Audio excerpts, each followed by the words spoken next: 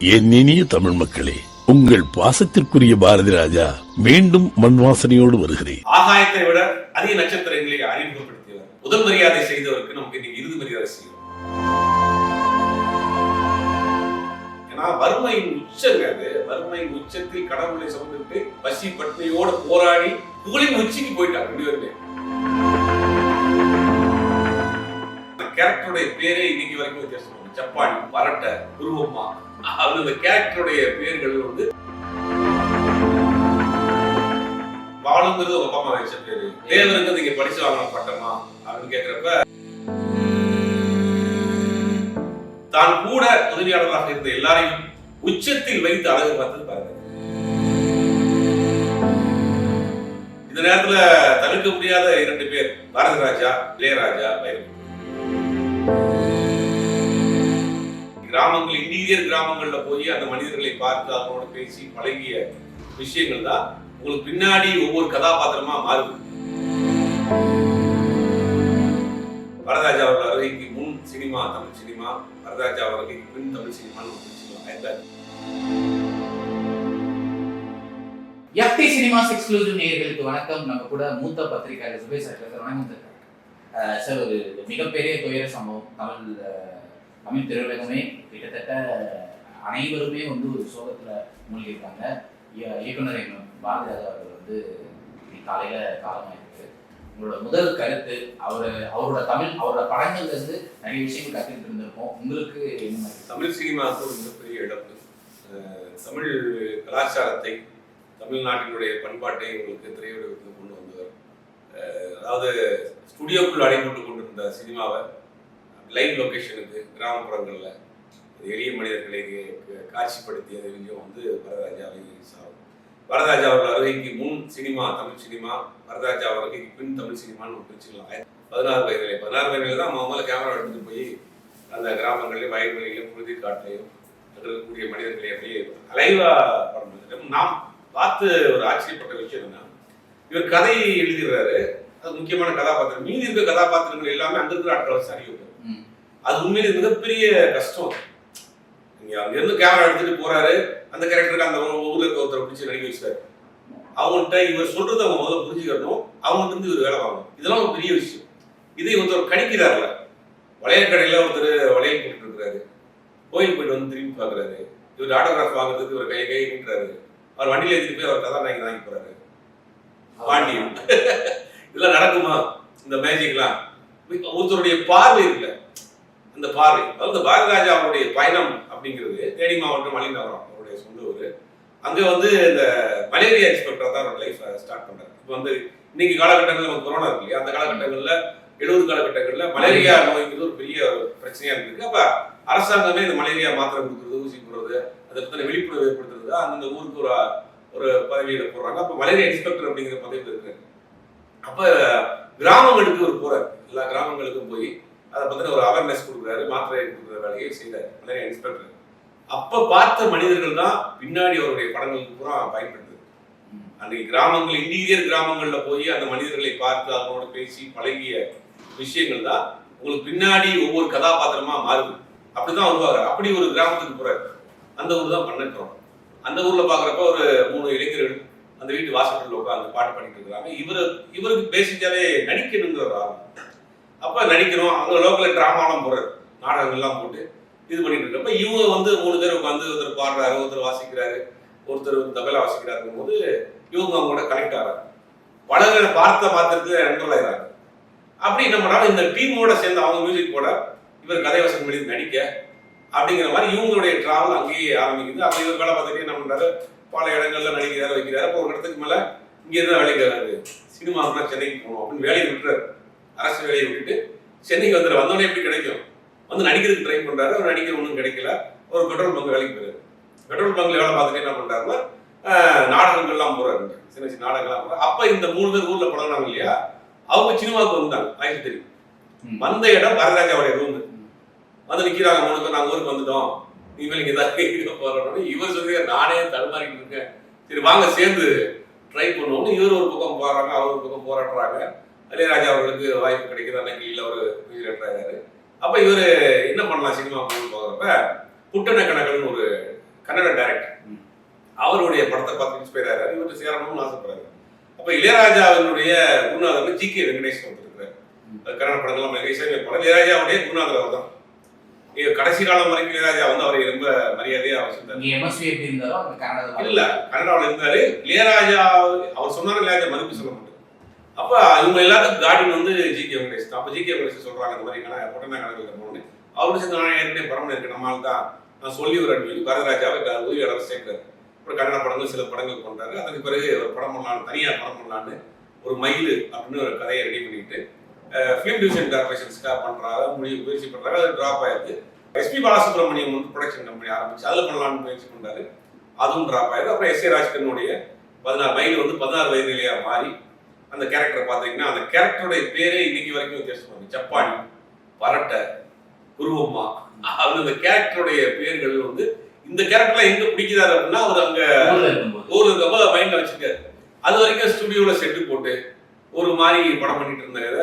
முதல்ல கிளம்பு எல்லாரையும் அப்படின்னு சொல்லிட்டு போய் கிராமங்கள்ல அங்க எளிய மக்களுடைய அந்த சாமானிய மக்களை கதாபாத்திரம் ஆக்கி அவங்க நடிக்க வச்சு ஒரு படத்தை ரிலீஸ் பண்றாரு. அந்த படம் சூப்பர். தமிழ் சினிமாவில் ஒரு புரட்டி போட்ட ஒரு படம். அப்புறம் தொடர்ந்து கிழக்கிய முறையில் வரிசையா படங்கள் பண்ணிட்டே வர்றாரு. அப்ப இவருக்கு ஒரு முத்திரை இருந்தது. இவர் வந்து என்னப்பா வந்து ஒரு கிராம படங்கள் தான் இருப்பாரு, இவருக்கு வந்து வேற படங்கள் பண்ண தெரியாதுன்னு சேலஞ்ச் பண்ணி ஒரு படம் இருக்கு. அதான் சிவகுராஜ், ஒரு கிரைம் த்ரில்லர். கமலஹாசனை வந்து ஒரு பயங்கரமான ஒரு சைக்கோ கில்லர் மாதிரி ஒருத்தர் காமிச்சு ஒரு படம் பண்ற ஸ்ரீதேவி கமலஹாசன். அது சிவகுராஜாக்கு அது ஹிந்தியில அந்த படம் பண்ணாங்க. அப்புறம் ஒரு கைதின் தேதி வரிசையா படங்கள் கொண்டாரு. அப்புறம் உச்சத்துக்கு போறாரு வச்சுருக்காங்க. இது அவருடைய சினிமா கேரியர். சினிமா ஒரு டைரக்டர் தானே அவரு. இவர் என்னப்பா செஞ்சாருன்னு கேட்கலாம். ஆனா சினிமாவின் வழியாக சாதிக்கு எதிராக ஒரு சாதியை உடைச்சிருக்காரு. வேதம் ஒரு படம். வேதம் படம் வந்து இந்த சாதிய கட்டமைப்பில் இருக்கக்கூடிய பாகுபாட்டில் உடைக்கிறார். அதுல ஒரு சீன் இருக்கும் வேதம் படத்துல. ஒரு ஒரு பிராமன் சமூகத்தை சேர்ந்த ஒரு பையனை தோல்ல தூக்கி வச்சுட்டு ஆத்த கடந்துருவாரு. அப்ப அந்த பையன் கேட்பாப்புல, உங்க பேர் என்ன? பாலுதேவர் அப்படின்னு. பாலுங்கிறது உங்க அப்பா அம்மா வச்ச பேரு, தேவருக்கு நீங்க படிச்சு வாங்கின பட்டமா அப்படின்னு கேட்கிறப்ப இவருக்கு ஒரு மாதிரி ஷாக்காரு. அது ஒரு ஃப்ரீ ஷாட்லாம் போட்டுருப்பாரு கண்ணத்துல அறையிற மாதிரி. அப்புறம் அந்த ஆத்த இறங்கினோடனே சொல்லுவாரு அந்த பையன், நான் ஆத்த விட்டு நான் வெளியே இருக்கேன், நீங்க ஒன்னும் ஆத்தையும் தான் இருக்கிறீங்க. அப்ப சாதிய கட்டமைப்பு, தான் சார்ந்த சமூகத்தில் இருக்கக்கூடிய அந்த சாதிய கட்டமைப்பு எதிராக படம். அப்புறம் இன்னொரு படம் கள்ளிப்பால் ஊத்தி பென்சிசு கொலை அப்படிங்கிறது அந்த 80 காலகட்டங்கள் 90 காலகட்டங்கள்ல அது தென் மாவட்டங்கள்ல அது பெரிய லெவல்ல பெண் பிள்ளைகளுக்கு தான் வந்து நெல்மணி இருக்கு பார்த்தீங்களா, அதை வச்சு கொண்டுறது, கள்ளிப்பாலை ஊற்றி கொண்டுறதுங்கிறது ஒரு பெரிய விஷயமா இருக்கு. அரசாங்கம் அதை தடுக்கிறதுக்கு பல வேலையை செய்யறாரு. இவர் ஒரு படம் எடுக்கிறாரு, வச்சு கருத்தமான ஒரு படம் எடுத்து பென்சுசி கொலைக்கு எதிராக ஒரு படம். இவர் சாதாரண ஒரு கலைஞர், பொழுதுபோக்கு கலைஞனா கிடையாது. தமிழ் சமூகத்துக்கு நிறைய என்ன சொல்றது மெசேஜ் சொன்ன படங்களை கொடுத்த ஒரு கலைஞர். கருத்தமா படத்துக்கு மொத்தம் 6 தேசிய விருது வாங்கி, கருத்தமா, காந்தி மந்தாரை, வரிசையா தெலுங்கு படத்துக்கு படத்துக்கு நேஷனல் அவார்டு மொத்தம் 6 தேசிய விருது வாங்கியிருக்காரு. அது அதை விட ஒரு என்னன்னா ஒரு புதுசா ஒருத்தர் யாரும் வர்றாங்கன்னு வச்சுக்கோங்க சினிமாவுக்கு. இப்போ கடைசியில் ஆக்டிவா இருக்கிற வரைக்கும் யாராவது நல்லா படம் பண்ணிட்டாங்க, பையன் சின்ன பையன் 20 வயசு பையன் படம் பண்ணிட்டோம்னா அந்த படம் பார்த்துட்டு இவர் பிடிச்சிச்சுன்னா உடனே போனை போட்டு அவனை கொண்டாடி தீர்த்து. இந்த மாரிசந்திரவாஜுடைய வரிகரன் வேணுமான்னு பார்த்துட்டு பாராட்டு விழாவில் அவர் பேசுறது ஒன்றும் மணிக்கு வந்து பயங்கர வரல போயிட்டு இந்த கடைசி ஷாட் வச்சிருப்பாங்க. எப்படி பண்ணானே தெரியல, நான்லாம் ஒண்ணுமே இல்லை. அதாவது அவங்கள கொண்டாடுறது இல்லை, ஒரு கலைஞனை கொண்டாடுற அந்த தன்மை இருக்காது. பாரதிராஜாவை அடிச்சுக்கவே முடியாது. இப்ப லேட்டஸ்டா இப்போ ஒரு 2 மாசத்துக்கு முன்னாடி தாய்க்கலை பார்த்துருக்காரு படம். அந்த வீடியோ கூட வந்து உனக்கு நேஷனல் இவரு அதாவது என்ன சொல்லுவாங்கன்னா சோகத்தில் பெரும் சோகம் புத்திர சோகம். அது இளமை முதுமையில் வரவே கூடாது. முதுமையில் தன்னுடைய வாழ்க்கையினுடைய இறுதி நாட்கள் எண்ணிட்டு இருக்க தன் பையனுடைய வாழ்க்கை முடிஞ்சு போச்சுக்கிறப்ப அவர் எந்த அளவுக்கு உடனே போயிருப்பார். ஆஸ்பத்திரியில் இருக்கிற வீட்டுக்கு போற அந்த மாதிரி கண்டிஷன்ல இருக்கிறாரு. அவருடைய மெமரி பவர் லாஸ் ஆகிட்டே வந்துச்சுட்டாங்க கடைசியில். அந்த நேரத்துல ஒரு தாய்க்கலின் படத்தை போட்டு காமிச்சிருக்காங்க. படத்தை பார்த்துட்டு தான் அறிமுகப்படுத்திய ராதிகா அந்த படத்துல எல்லாம் அடிச்சிருக்கு. ராதிகா பார்க்க போறாங்க, நான் படம் பார்த்தேன், நல்லா பண்ணியிருக்கேன், நேஷனல் அவார்டு கிடைக்கும் அப்படிங்கிறது. அதுவே பெரிய நேஷனல். ஆமா, எவ்வளவு பெரிய ஒரு கலை தாக்கம் பாருங்க. அதான் அவர் கடைசி வரைக்கும் விருப்பம் வச்சது. இன்னொரு விஷயம் என்னன்னா, தான் கூட உதவியாளராக இருந்த எல்லாரையும் உச்சத்தில் வைத்து அழகு பார்த்தது பாருங்க. அவங்களோட கதை கதாநாயகனாக்குறதுங்க. நீங்க ஒரு கம்பெனில வேலை பார்க்கறான், அவன் இன்னொரு கம்பெனி ஆரம்பிக்கிறான்னா அந்த ஓனர் விட மாட்டான். நம்மளை விட ஒரு பெரிய ஆளாயிடக்கூடாது, நம்மளை விட வளர்ந்துடக்கூடாது. நிற்கக்கூடிய சமூகம் இன்னைக்கு இருக்கு. போட்டி பொறாமைகள் திரும்பி பார்க்கிறாரு, கையில பேட நிற்கிறார், நீதான் நாளைக்கு ஹீரோ. புதிய வார்த்தை தூக்கு பாக்கிறாங்க. அதுக்கு பிறகு அவங்க பெரிய பெரிய கட்டவுட் வைக்கிறார். நெப்போலியன் ஒரு இதுல பதிவு பண்ணியிருப்பாரு. நெப்போலியனுக்கு வந்து புதுவெளி புதுநாட்டில் நடிச்ச பிறகு பெருசா பப்ளிசிட்டியில இதெல்லாம் இருந்துச்சு. அப்ப வந்து கேட்டாங்க இந்த மாதிரி, நீ வந்து தமிழ் சினிமால ஒரு அரை நூற்றாண்டுக்கு உன்னுடைய பேர் சொல்லும் பாருங்க, மௌனன்ற பெரிய கட்டோட வச்சாங்க. அப்படி தன்னை நம்பி வந்தவர்களுக்கு கூட இருந்த ஆட்கள் எல்லாம் கதாநாயகியாக அழகு பார்த்தவர். விஜயன் ஒரு ரைட்டர், அவர் பேசிக்க அவர்கிட்ட உதவியாளராக வர்றாரு. உதவியாளராக வந்து சேர்ந்தவனே என்ன பண்றாருன்னா, அவரை பாக்குறதுனால ஒரு சின்ன பட்டாளத்தான ஒரு சின்ன கேரக்டர் பண்றாரு. அது பேசப்பட்ட கேரக்டர் என்றோ இருக்கு, நடிக்க வைக்கலாம் அப்படின்னு சொல்லிட்டு நேரமாரதற்குள்ள விஜய் நடிக்க வைக்கிறார். மணிவண்ணனை வந்து இதுல கொடிபறக்குது படத்தை நடிக்க வைக்கிறார். சின்ன சின்ன ரோல் இந்த மாதிரி நிறைய அவர் கூட இருந்த ஆண்டு பாக்யராஜா இருக்கும், நிறைய அவரை வந்து தயாரிப்பாளர் ஆக்குனது, இயக்குனர் ஆக்குனது, நடிகர் ஆக்குனது, அடுத்த கடத்துக்கு கொண்டு வருது, சித்ராலட்சுமணனை ப்ரொடியூசர் ஆக்குனது. ஆமா, தன்னுடைய உதவியாளராக இருந்தார், தன் ஒரு பியானோவாக இருந்தார், ப்ரொடியூசர் ஆக்கு நான் படம் பண்றேன். அப்போ ஒரு ஒரு கதாபாத்திரத்தை தேர்ந்தெடுக்கிற விஷயம் இது நிறைய தமிழ் சினிமாவில் பண்ணியிருக்காரு. அவருடைய இழப்புங்கிறது தமிழ் சினிமாவுக்கு ஒரு மிகப்பெரிய இழப்பு. இந்த நேரத்துல தவிர்க்க முடியாத 2 பேர், பாரதிராஜா, இளையராஜா.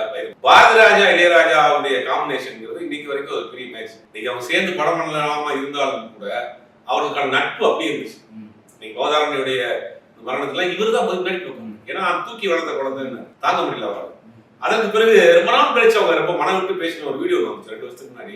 இளையராஜாவும் பாரதிராஜாவும் மதுரைக்கு போறாங்க ஃபிளைட். மதுரையில இருந்து தேனிக்கு கார் தான் போகணும். 2 பேரும் கார்ல ஏறி பின்சீட்ல உட்காந்து ஒரு செல்ஃபி கொடுப்பாங்க. அப்ப ரொம்ப நேரம் மனம் விட்டு பேசினதாக அவர் ஒரு பதிவு கொடுத்தார். அந்த மாதிரி அவங்களுக்குள்ள சேர்ந்து படம் பண்ணாட்டியும் கூட நட்புங்கிறது அப்படியே. ஏன்னா வறுமையின் உச்சங்க அது. வறுமையின் உச்சத்தில் கடவுளை சுமந்துட்டு பசி பட்னியோட போராடி புகழின் உச்சிக்கு போயிட்டு அப்ப எல்லா கட்டத்தையும் பார்த்த மனிதர்கள் 2 பேருமே ஒரு மிகப்பெரிய ஒரு சாதனையாளர் அப்படிங்கும்போது ஒரு பெரிய விஷயம். தமிழ் சினிமாவில் சாதிக்கு எதிராக படம் பண்ணியிருக்காரு, பெண் சொசைட்டிக்கு எதிராக, மதத்திற்கு எதிராக அலையில் நோய்கள். அந்த படத்துல கிளைமேக்ஸ் காட்சி இருக்கு, பூநுழையும் சிறுவை அறுத்தறிகிற மாதிரி ஃபீஸ் பண்ணிருப்பாங்க. அந்த படத்தை சென்சார் முடிச்சிட்டாங்க, படம் வரவே கூடாது. ஒரு பெரிய போராட்டம்லாம் பண்ணி அந்த படத்தை ரிலீஸ் பண்ணா பெட்டியை சென்சார் ஆஃபீஸ் பண்ணி எரிச்சு வந்தாங்க. அந்த அளவுக்கு பெரிய போராட்டம் பண்ணி அந்த படத்தை ரிலீஸ் பண்ணாரு. அது மாதிரி சமூக கருத்துக்களை, அதே மாதிரி உணர்வுகளை, அக்கா அண்ணன் தம்பி, அக்கா தங்கச்சி உணர்வு, காதல், இப்படி எல்லா டைமென்ஷன்லையும் முதல் மரியாதைங்கிற ஒரு படம்ங்கிறது நீங்க அந்த கதையா பாத்தீங்கன்னு வச்சுங்களேன், ஒரு வயதான ஆளு ஒரு சின்ன பொண்ணு மேல லவ் பண்றது கொச்சையா இருக்கும் படம். இந்த லைனை கேட்டா, ஆனா நீங்க படத்தை பாக்குறது எப்படி இருக்குன்னா, அந்த படம் பாக்குறது அந்த படத்துக்கு மேலேயும் இந்த கேரக்டர் மேலேயும் மிகப்பெரிய ஒரு மரியாதை, தொடாத ஒரு காதல். அதுக்கு நிறைய படம் வந்துச்சு, தொடாத காதல், பேசாத காதல், பார்க்காத காதல்லாம் வந்துச்சு. அதை விட உச்சம் சொல்றது முதல் மரியாதை. அதாவது வாழ்க்கையின் எந்த சுகத்தையும் அனுபவிக்காத ஒரு வயதான கேரக்டர். அதாவது இளமையினுடைய விளிம்பில் இருக்கக்கூடிய ஒரு பெண், 2 பேரும் சந்திச்சுக்கிறாங்க. அவங்களுக்கு ஒரு சின்னதா ஒரு அது காதலா நட்பா எதுவும் தெரியாது. ஆனா ஏதோ ஒரு வகையில அந்த நான் விரும்பிய ஒருத்தருடைய குடும்பத்துக்கு ஒரு இழப்பு வருதுனால கதாநாயகி வந்து ஒரு கொலை பண்றான். கொலைப்பட்டு போறப்ப தனக்காக தன் இளமையை முழுவதுமாகவே அர்ப்பணிச்சிட்டாலும் இந்த அந்த ஃபீலிங்கோட இது ஒரு கேரக்டர். இந்த காம்பினேஷன் இது மேக்கிங் இருக்கு பாத்தீங்களா, அதெல்லாம் வந்து இது கொஞ்சம் நீங்க மாத்தி சொல்லியிருந்தா ரொம்ப படம் வந்து ரொம்ப ஒரு ஆபாசமான படமா போயிருக்கும். அதை அவ்வளவு அழகா உணர்ச்சி பூர்வமா பண்ணியிருந்தாரு. கடலோர கவிதையினுடைய இந்த கிளைமேக்ஸ் சீனா இருக்கட்டும், இன்னைக்கும் அந்த காட்சியில பாக்குறப்ப அப்படியே புல்லரிக்கும். அப்ப ஒரு விஷயத்தை கடத்துறது, உணர்வுகளை கடத்துறது இருக்குல்ல, அது பாரதிராஜா அவங்களை அடிச்சுக்கவே முடியாது. அது எப்படி எடுக்கிறாருன்னே சொல்ல முடியாதுன்றாங்க. அவர் எடுக்கிறது ஒரு மாதிரி இருக்கும், டேபிள்ல உட்காந்து ஹிட் பண்ணிட்டு அதை ஃபைனல் அவுட் காட்டுறப்ப பாருன்றாங்க. அதுக்கு இளையராஜாவுடைய இவர் ஒரு சிற்பத்தை செஞ்சுட்டு போவாரு, அதுக்கு அவர் உயிரை கொடுத்துருவாரு. இது மாதிரி அவங்களுடைய காம்பினேஷன்லாம் காலத்தில் அடிக்க முடியாத காரணம். ஒரு நடிகர், ஒரு இயக்குனர் வந்து ஒரு சினிமா கலைஞர்ன்றதை தாண்டி தமிழ் சமூகத்தின் மீது அக்கறை கொண்ட ஒரு ஜல்லிக்கட்டு பிரச்சனையா இருக்கட்டும், இலங்கை தமிழர் பிரச்சனையா இருக்கட்டும், இன்னும் முக்கியமான பிரச்சனைக்கு முதல் குரல் வரும், காவிரி பிரச்சனையா இருக்கு. முதல் குரல் வந்து நான் இருக்கேன். வைரமுத்தவர்களுக்கு ஒரு பிரச்சனை வந்தப்போ அவர் வந்து முதல் ஆளாக எதுவும் பார்க்க மாட்டார். முதல் குரல் வந்து இன்னைக்கு கூட வைரமுத்தவர்களுடைய கவிதை, இரங்கில் கவிதை பார்த்திருப்ப ஒரு மாதிரி ஃபீலிங் ஆயிடுச்சு. ஆகாயத்தை விட அதிக நட்சத்திரங்களை அறிமுகப்படுத்தியவர், முதல் மரியாதை செய்தவருக்கு நமக்கு இன்னைக்கு இறுதி மரியாதை செய்யணும் அப்படின்னு ஒரு கவிதை போட்டிருந்தாரு. அவருடைய ஃபீலிங் தெரியுது அவர் பேசுறப்ப. அரசாங்கத்தின் சார்பில் இன்னைக்கு இறுதி அரசு மரியாதையோட அடக்கம் பண்றாங்க. அப்ப நிறைய விஷயங்கள் அவரை பத்தி சொல்லிட்டே போலாம், நிறைய சொல்லிட்டு போலாம். சொல்ற விஷயங்கள் அவர் இருக்கு. கடைசி காலம்ங்கிறது அவருடைய பையனுடைய மறைவு மிகப்பெரிய அவர் நொறுக்கிடுச்சு. அவர் நீங்க பாத்தீங்கன்னா அவருடைய பொண்ணு வந்து மலேசியாவில் இருக்காங்க, 2 பசங்க, மனோஜ் இறந்துட்டாரு, பொண்ணு மலேசியாவில் இருக்காங்க, மனைவி வந்து ஊருக்கு போயிருக்காங்க. நைட் இறக்குறப்ப அவங்க ஊர்ல இருந்துருக்காங்க, வந்துட்டு இருக்காங்க. வந்துட்டு இந்த காலையில நீங்க முதலமைச்சர் விஜய் பார்த்து ரொம்ப கண்ணீர் விட்டு இதெல்லாம் பார்க்க எல்லாரையுமே அவருக்கு பிடிக்கும். ஏன்னா அன்பை பாசத்தை வந்து பாரபட்சம் இல்லாம எல்லாத்தையும் காட்டிடுவார், கட்டி பிடிச்சு அவர் தூக்கி கொண்டாடிடுவார். அப்ப இன்னைக்கு முதலமைச்சராக இருக்கக்கூடிய விஜய் அவர்களே கலைஞர் பக்கத்து காம்பவுண்ட் மட்டும் கிடையாது, அந்த அளவுக்கு ஏதோ ஒரு பாண்டிங் இருக்கு. சும்மா ஒன்றும் வராதுல்ல, போய் மாலையை போட்டுட்டு வந்துடலாம். அவரை பார்த்து கலங்கக்கூடிய என்னமோ ஒரு விஷயம் அவரை டச் பண்ணக்கூடிய அளவுக்கு நடந்திருக்கு. முன்னாள் முதலமைச்சர் ஸ்டாலின் இருக்காரு. திரையுலகமே இன்னைக்கு பெரிய அளவுல ஒரு சோகம் இருக்கு. தமிழ் சினிமாவில் ஒரு தமிழன், ஒரு கலைஞன் இழப்புங்கிறது ஒரு பெரிய இழப்பு தான். சார், நீங்க ஒரு விஷயம், நிறைய விஷயம் சொல்றீங்க, அசிஸ்டன்ட் டைரக்டர்ஸ் இந்த விஷயம்னா, இன்னொரு விஷயமும் அவர் வந்து பண்ணது என்னன்னா, தமிழ் சினிமால ஹீரோயின் சென்ட்ரிக் ஃபிலிம்ஸ், அதுவும் ஹீரோயினுக்கு ஸ்ட்ராங்கா ரோல்ஸ் எழுதின ஒரு 2 பேர் அந்த டைம்ல மகேந்திரன் அவர்களும் இவரு தான் வந்து நிறைய ஸ்ட்ராங்கான ரோல்ஸ் எழுதியிருப்பாங்க. இன்னொன்று ராக பேரு, நான் எல்லா 6 வரிசை நடிகைகள் அவங்க எல்லாருமே இன்னி வரைக்கும் டாப். இப்போ நீங்க சொன்ன மாதிரி ராதிகா அவர்கள் ஆகட்டும், ரேவதி அவர்கள் ஆகட்டும், எல்லாருமே இன்னமும் டாப் ஆக்டர்ஸா இருக்கீங்க. அதெல்லாம் எப்படி சார் இருக்கு? இல்ல, அவரு பார்க்கிற பார்வை தாங்க. நீங்க ராதிகா, ரேவதி, ராதிகாவெல்லாம் நீங்க எப்படி இன்ட்ரோடியூஸ் பண்ணாருங்கிறது நிறைய இடத்துல சொல்லியிருக்காரு, அவரே பதிவு இருக்கு. வீட்டுக்கு போனா வந்து ஒரு பொண்ணு வந்து வீட்டுல செடிக்கு தண்ணி அடிச்சுட்டு இருந்துச்சு, கூப்பிட்டு வந்து நடிக்க வச்சேன், சாக்லேட் பாய் கொடுத்து நடிக்க வச்சேன், நடிக்க வரமாட்டேன் ஊர் விட்டு போயின்னு சொன்ன ஒரு நடிகை தான் இன்னைக்கு தமிழ் சினிமாவில் அசைக்க முடியாத ஒரு நடிகை. அப்ப அவருடைய கடிப்பு இருக்குல்ல. ரதின்னு ஒரு நடிகை கூப்பிட்டுறாங்க. ரதின்னு ஒரு நடிகை கூப்பிட்டு வந்து தேனியில ஒரு கிராமத்துல வாழ்ற ஒரு பெண்ணா மாத்துறாரு. ரேவதின்னு ஒரு நடிகையை கூப்பிட்டு போய் கோடியில வாழ்ற ஒரு பெண்ணா மாத்துறாரு. அப்போ ஒரு கல்லை எப்படி சிற்பமா மாத்துறாங்க. அப்ப இவருடைய கணிப்பு அப்படிதான். இவன் நடிப்பான், இந்த பொண்ணு நடிக்கும், லாங் ஸ்டாண்டிங் இருப்பாங்க. இன்னைக்கு 50 வருஷமா ராதிகாவா இருக்கட்டும், ராதா, அம்பிகா, ஒரு லிஸ்டே போனோம். ரேவதி ஒரு பெரிய லிஸ்டே இவரால் அறிமுகப்படுத்தப்பட்டது. கதாபாத்திரங்களே பெண்களுக்கான கதாபாத்திரத்தை ரொம்ப ஸ்ட்ராங்கா வச்சிருப்பாரு. அது நீங்க 16 வயதுல இந்த குருவுமா கேரக்டர் எடுத்துட்டு வச்சுங்க. இந்த குருவுமா கேரக்டர் வந்து அந்த ஊர்ல அட்டாவடியான கேரக்டர், யாரும் அடங்காது. அப்ப அந்த விஷயத்தை வந்து ஒரு படத்துலயும் பெண்களுக்கான கதாபாத்திரத்தை ரொம்ப ஸ்ட்ராங்கா வச்சிருப்பாரு. அது நிறைய சொல்லலாம். உணர்வுகள், காதல், கிழக்கு சீமையில் அண்ணன் தங்கச்சியினுடைய பாசமனுக்கு அடுத்து தமிழ் சினிமாவில் ஒரு அண்ணன் தங்கச்சி கதைனா அதான். அது மாற்றுக்கிறதே இருக்காது. ஏன்னா இன்னைக்கு வரைக்கும் ஒரு பெஞ்ச் மார்க் படத்துல அது ஒரு படம். விஜயகுமாரும் ராதிகா. இன்னொரு காரணம் என்னன்னா, அந்த விஜயகுமார் கட்டத்தில் முதல் நடிக்க வேண்டியதாக அவர் கேட்டது வந்து வைகோ. எப்படி இருக்கு பாருங்க, வைகோ போய் கேட்டுக்காரு இன்னும் நடிக்கவாங்க. அப்ப நடிச்சுதான் நல்லா தான் இருந்திருக்கும், அது வேற விஷயம். அன்னைக்கு வைகோ தான் இருப்பாரு, விஜயகுமார் தான் இருப்பாரு. அப்ப அந்த சென்டிமெண்ட், அண்ணன் தங்கச்சி சென்டிமெண்டா இருக்கட்டும், கருத்தம்மாவில் வந்து அந்த அப்பா பொண்ணு சென்டிமெண்டா இருக்கட்டும், கடலோர பகுதியில் காதலன் காதலியோடைய சென்டிமெண்ட், என்ன எல்லா விதமான சென்டிமெண்ட்டையும் ஈஸியாக ஹேண்டில் பண்ணுவாங்க. அது வந்து அவருக்கு கை வந்த கலை. சார், இப்போ நீங்க சொல்லியிருந்தீங்க நிறைய ஹீரோஸ் நிறைய பேரை இன்ட்ரடியூஸ் பண்ணாரு. அதே மாதிரி அவர் வந்து அந்த அசிஸ்டன்ட் டைரக்டர்ஸ் லிஸ்ட் நீங்க சொல்லும்போது, இனி நிறைய பெரிய பெரிய இயக்குநர்கள் இருக்காங்க, நிறைய பேர் வராங்க. பட் அவர்கிட்ட இருந்து வந்தவங்க எல்லாருமே அடுத்த 20 வருஷம் தமிழ் சினிமாவை மாத்திர இயக்குநர்கள் தான். ஒரு பக்கம் மணிவண்ணன் அவர்கள் இருக்கட்டும், இன்னொரு பக்கம் பாக்யராஜ் அவர்கள் இருக்கட்டும், எல்லாருமே பெரிய பெரிய மனோபாலா அவர்கள், எல்லாருமே பெரிய பெரிய டைரக்டர்ஸ் சொல்லுவாங்க. ஒரு குருவாவுமே அவர் பெரிய வெற்றி தானே சார் பெற்றாரு. ஆமா, அதாவது அவரோட பாரதராஜா ஸ்கூல் அப்படிமா, பாரதராஜா ஸ்கூல் வந்தா அவருக்கு உடனே படம் கிடைச்சு. ரங்கராஜ் நான் பாடும் பாடல் உதயங்கீதம் ஒரு சூப்பர் டூப்பர் ஹிட் படமா கொடுத்தவர் ரங்கராஜ். மணிவண்ணன், பாக்யராஜ், அவர்களுடைய உதவியாளர்கள், பாரதி, அந்த தலைமுறை அப்படி வாழையடி வாழையாக சினிமா இருக்கிறது. அப்ப இவருக்கு வந்து ஒரு விஷயத்தை இவர் கத்துக் கொடுக்கறதாண்டி கத்துக்கிறாங்க.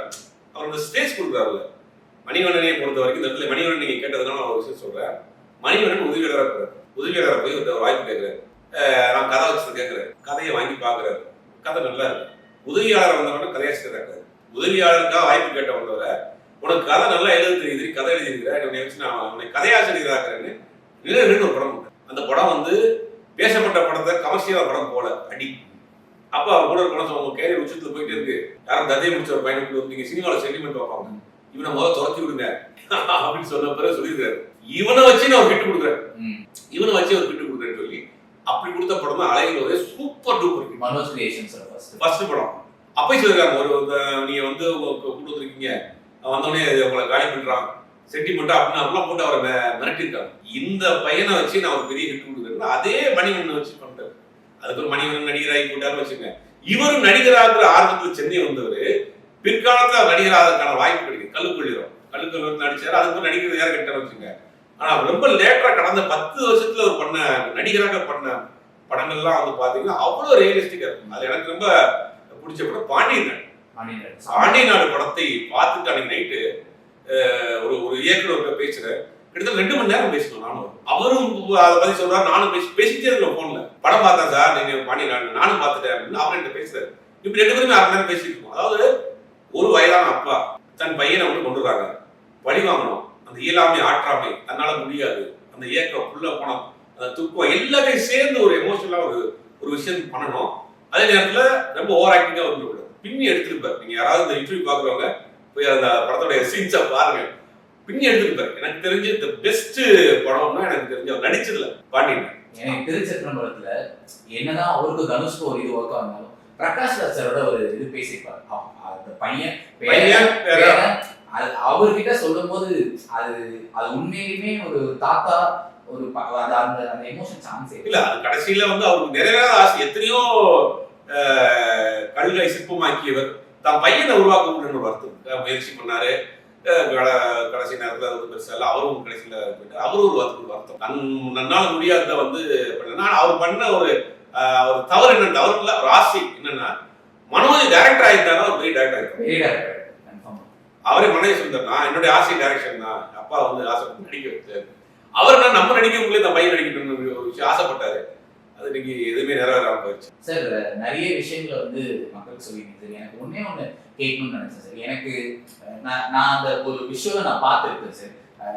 எவ்வளோ அவர் அகேடான டேரக்டர்னு எனக்கு நிறைய விஷயத்துல தோணிருக்கும். என்னன்னா ஃபர்ஸ்ட் வந்து 16 வயதுல ரிலீஸ் ஆயிடுச்சு அந்த படம், பெரிய ஹிட்டு. கிழக்கே போகும் ரயில்ல வந்து கடைசி சீன்ல வந்து இப்ப நம்ம ஸ்பின் ஆஃப் எல்லாம் பேசுறோம். அப்போ வந்து ஒரு டைலாக் வந்து அப்படியே ஓவர்லாப் பண்ணுவோம். என்னன்னா வந்து சப்பானி இதுன்னு சொல்லிட்டு வந்து அந்த டைலாக்ல இது பண்ணிருப்பாரு. அதாவது அதே ஊருக்காரங்க அவங்க வந்து அவங்க கல்யாணம் பண்ணிட்டு அடுத்த இதுக்கு போயிட்டாங்க அப்படின்றது அது அன்நோட்டிஸ்டா கூட போயிடலாம். பட் வந்து அப்பவே அவர் யோசிச்சாரு சார். அப்பவே வந்து நம்ம யூனிவர்சிட்டி பேசுறோம், அப்பவே இன்வெஸ்ட் பண்ணிருப்பாரு. அது ஒரு லிங்க் வச்சிருப்பாரு. பாத்தீங்கன்னா பாக்யராஜ் ஒரு சின்ன கேரக்டர் பண்ணிருப்பாரு, சிவராஜா பாக்யராஜ் ஒரு சின்ன கேரக்டர் பண்ணிருப்பாரு, அதுல விஜய் ஒரு சின்ன கேரக்டர் பண்ணிருப்பாரு. அது அப்பயே வந்து அவர் வந்து எல்சின்றோம் இல்லையா, அது பிசியு பாரதிராஜா யூனிவர்சிட்டி வந்து பண்ணிருக்கலாம். அது தொடர்ந்து பண்ணிட்டு இருப்பாரு. அவரு இன்னைக்கு நடிகரா இருக்காரு இல்லையா இளவரசு, அவர் பல படங்கள்ல சின்ன சின்ன ரோல் பண்ணிருப்பாரு. அவங்க யூனிட்ல இருந்த ஆட்கள் ஏதாவது பயன்படுத்திக்காரு. இந்த மாதிரி நிறைய பேர் சொல்லலாம். நிறைய வாய்ப்புகள் தேடி போன விஷயங்கள், இளையராஜா அவர்களுக்குமான ஒரு நட்பு, வைரமுத்தி ஒரு அறிமுகப்படுத்திய விதம், வைரமுத்தி அறிமுகப்படுத்திய விதம் வித்தியாசமா இருந்தாரு. எழுதுற என்ன என்ன எழுதுறா இல்ல இவர் வாய்ப்பு கேட்டு வந்துருக்காரு. வைரமுத்து வந்து நேரம் புக்க படிங்க, நீங்க பாத்து தேவையா நீ பயன்படுத்திக்கணும். யார் யார் அன்னைக்கு இருந்து இன்னைக்கு அதான் சொல்றாரு. வைரமுத்து இன்னைக்கு செயற்கையா கிடையாதுங்க, அவருடைய கேரக்டரே அப்படித்தான். அந்த மாதிரி எத்தனையோ பேருக்கு அறிமுகம் முகவரி கொடுத்தவர். இன்னைக்கு அவரால் உச்சத்துக்கு போனாங்க. நாகராஜ், மனோபாலா, பல பேர் இன்னைக்கு அவருடைய காலகட்டத்தில் இருந்து இறந்துட்டாங்க. அவருடைய தொடர்ச்சி பார்த்தீங்கன்னா பார்த்திபன், விக்ரமன் வரிசையா தொடர்ச்சியா வந்துட்டே இருக்கும். ஒரு பெரிய இழப்பு தான் தமிழ் சினிமா. சார் நிறைய விஷயங்களை பாரதிராஜா அவர்கள் சம்மந்தப்பட்டு பேசியிருக்கோம் சார். மக்கள் என்ன சொல்றாங்க?